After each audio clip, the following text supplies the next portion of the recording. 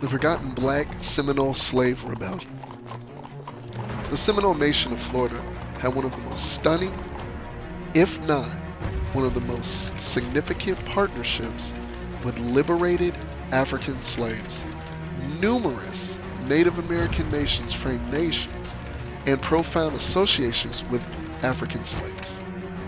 The two gatherings battled for opportunity and the privilege to exist in harmony, away from the colonizing powers attempting to stamp them out, cut them off, and bring oppression.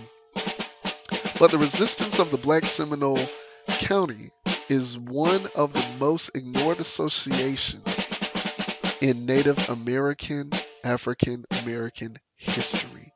The Seminole Nation, during a period called for the Second Spanish Time Frame period, shaped a profound bond with the liberated African slaves of the seaside South.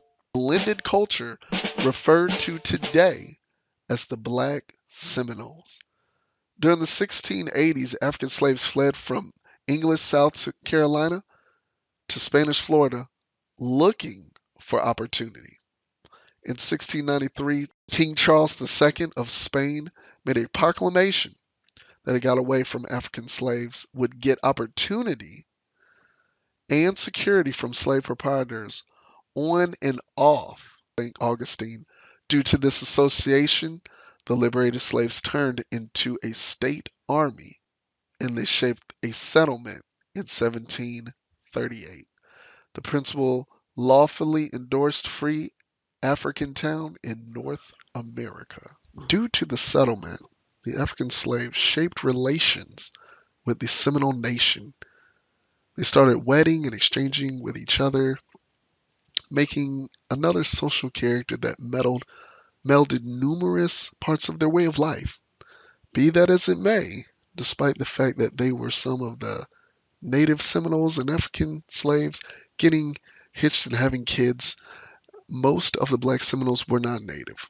The U.S. Armed Forces authored the expression Dark Seminole. However, this didn't prevent the two gatherings from working and coming into unification with one another and becoming such a fighting force. They recruited African slaves on plantations to fight.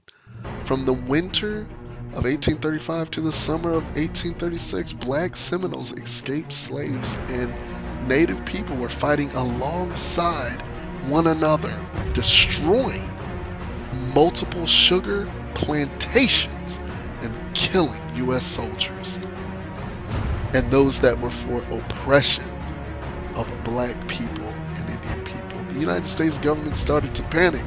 What could be done to stop this nuisance, this increasing, growing, successful alliance? That it came into this unity.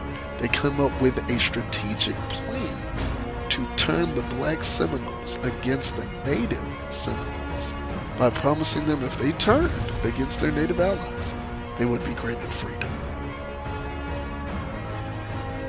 But many denied that offer vigorously.